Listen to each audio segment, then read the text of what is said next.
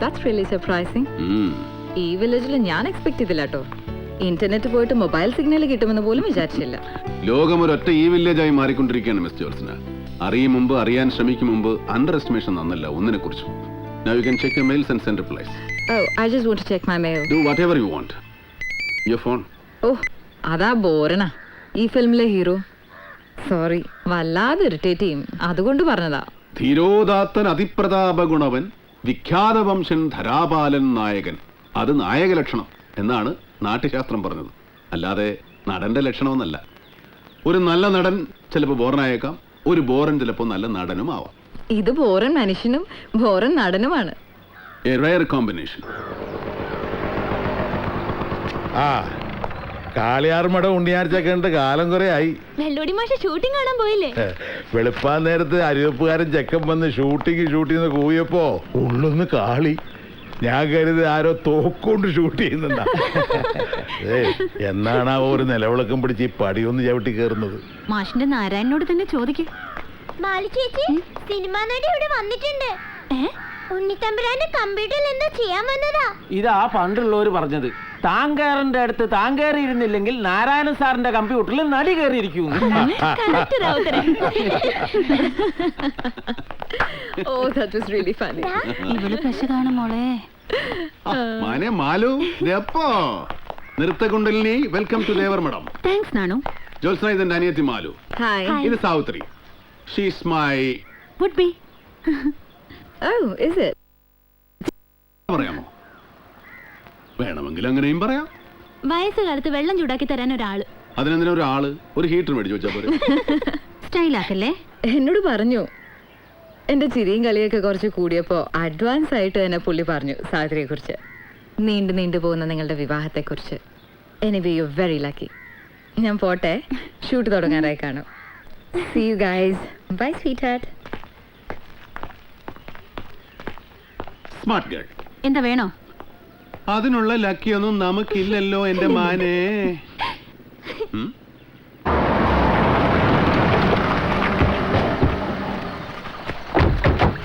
വാവ്, ഇത് കലക്കി. ഇത്രയും ദൂരം ഓടിയത് നഷ്ടായില്ല. ഇങ്ങനെ ഒരു സ്ഥലം ഇവിടെ ഉള്ളതായിട്ട് പറഞ്ഞിട്ടില്ലോടെ. ഞങ്ങളുടെ ഛത്ര സഹോദരന്റെ സാമ്രാജ്യത്തിന്റെ പ്രോവിൻസ് ആയത്, അതുകൊണ്ട് തന്നെ ആരും റെഗുലർ വിസിറ്റ് നടത്താറില്ല. ഓ, പെരുമാൾപുരം നാരായണന്റെ ഏരിയ ആയിരിക്കുമല്ലോ അല്ലേ? ദേവർമഠം നാരായണന്റെ, പുള്ളിയുടെ ഓട്ടോക്രസിയാണ് ഇവിടെ. ഒരു നല്ല ഹട്ട് കെട്ടിടാ. ഈ സ്ഥലത്തെ കുറിച്ച് കേട്ടാലേ വണ്ടിയിലോട്ട് പറന്നു കയറുന്ന പെമ്പിളേരെ കിട്ടും. ശരിയാ, ഇത്രയും പ്രൈവസി വേറെ എവിടെ കിട്ടാനാ? ആ ലെവലിലേക്കൊന്നും പോലെ സഹോദരൻ നാരായണൻ ആള് പെശക. ഓ പിന്നെ അയാളങ്ങോട്ട് ഒലത്തി. ഒരു റിസോർട്ടിന്റെ ലൈസൻസിന് കിരിയേറ്റ സമിതിയിൽ കിട്ടിയാലേ നാരായണന്റെ രാമരാജ്യം നമ്മൾ വെടിപ്പാക്കും. ഈ കരിക്കട വിളിക്കാൻ പോയ ഡ്രൈവർ ഡീറ്റിനെ കാണാനല്ലോ.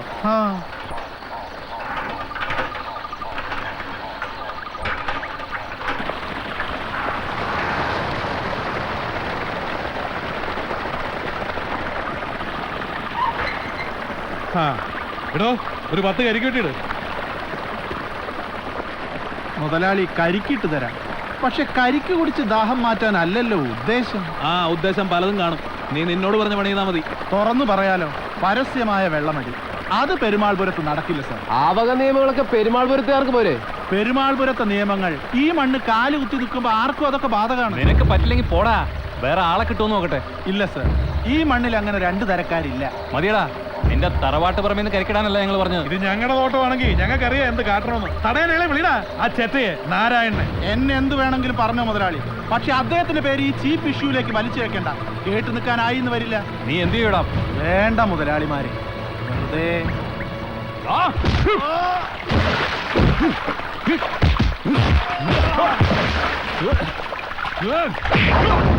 ഒന്ന് കൊടുത്തു ഒന്ന് വാങ്ങിച്ചു. ഇവിടെ നിർത്തുന്നതാ നല്ലത്.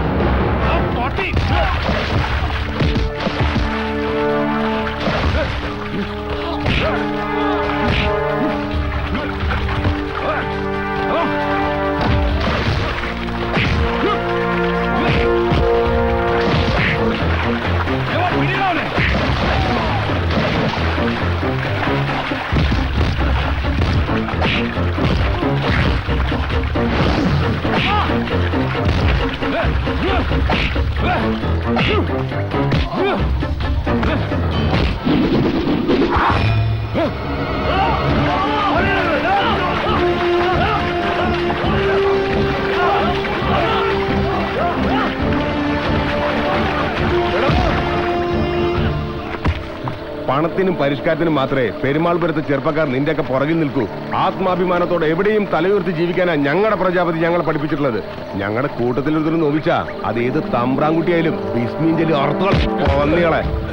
കുഞ്ഞച്ചൻ പറഞ്ഞോ, ദേവർമഠത്തിലേക്ക് കൊണ്ടുപോവാം. വിചാരണ ശിക്ഷ അവിടുന്ന്. എന്നാ കാട്ടി അവിടേക്ക് തെളിക്ക് ഈ കന്നുകാലികളെ.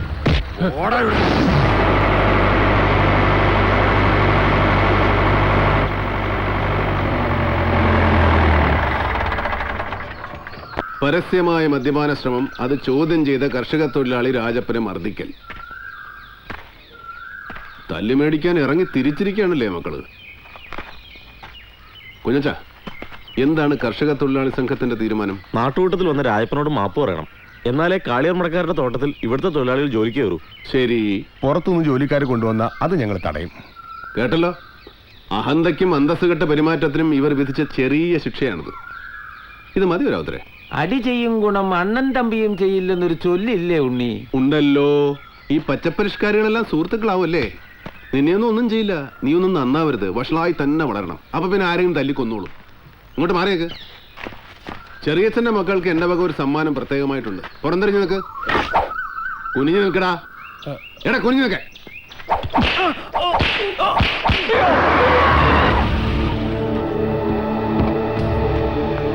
ജഗതൻ,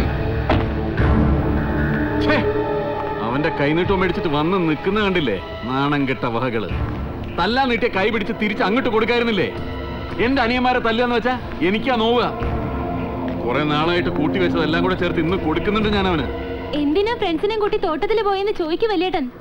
എന്തായിരുന്നു അവിടെ പരിപാടി? ആ എന്താ അവരുടെ മണ്ണാ അത്. അവിടെ എന്തിനു വേണ്ടിയാലും അവർക്ക് പോയിക്കൂടെ? അതിന് ഒരുത്തന്റെ അനുവാദം എന്റെ കുട്ടികൾക്ക് ആവശ്യമില്ല. അതെ, വെറുതെ കാറ്റ് കൊള്ളാൻ പോയതല്ല, വെള്ളമടിക്കാൻ പോയതാ. മനു, നിന്നെ ആരും ഇപ്പൊ ഇങ്ങോട്ട് വിളിച്ചിട്ടില്ല. ഞാൻ ഈ വഴിക്ക് പോയപ്പോ ഒന്ന് കേറിയതാണേ. അവള് സഭയിൽ വാദത്തിന് വന്നിരിക്കുന്നു. പോ അപ്രത്താസത്തെ.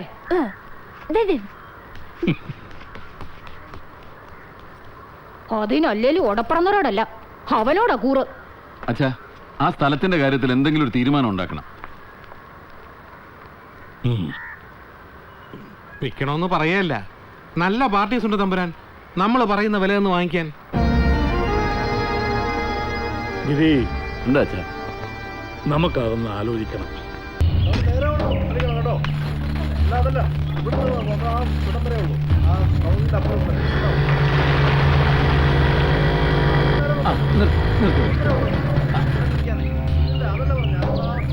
എന്താ തമ്പിയാരെ പരിപാടി?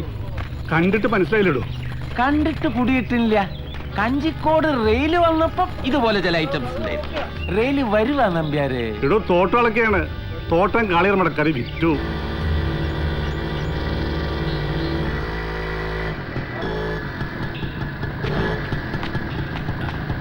സംഗതി നേരാ.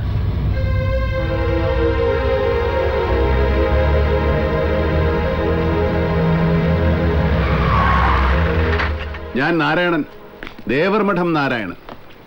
ഈ മഹാരാജ്യത്തിലെ ഓരോ പൗരനും നമ്മുടെ നിയമനിർമ്മാണ വ്യവസ്ഥ അംഗീകരിച്ചു കൊടുത്ത ഒരു സ്വാതന്ത്ര്യമുണ്ട്.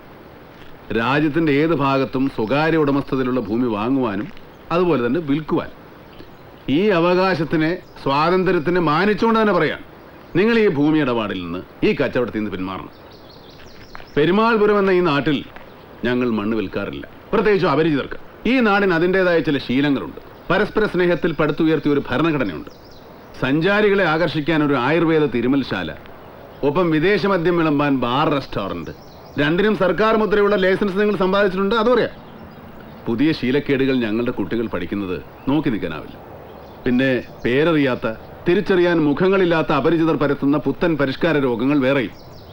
ഈ പാവം നാടിനെ വെറുതെ വിട്ടേക്ക്. അപേക്ഷയാ. കേട്ടിട്ടുണ്ട്, പ്രതീക്ഷിക്കുകയും ചെയ്തു ദേവർമഠം നാരായണനെ.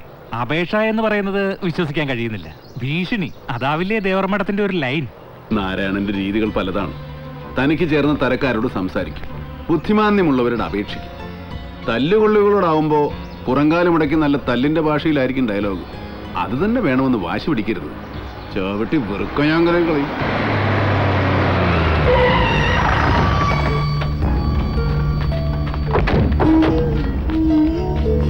എന്താ ബേബിച്ചേ പ്രശ്നം? അളവ് കഴിഞ്ഞില്ലേ? വാ കേറ്, നമുക്ക് ഗസ്റ്റ് ഹൗസിലോട്ടിരിക്കാം. അങ്ങോട്ട് വരുമായിരുന്നു, അപ്പോഴാ ഈ സാറ് വട്ടം ചാടിയത്.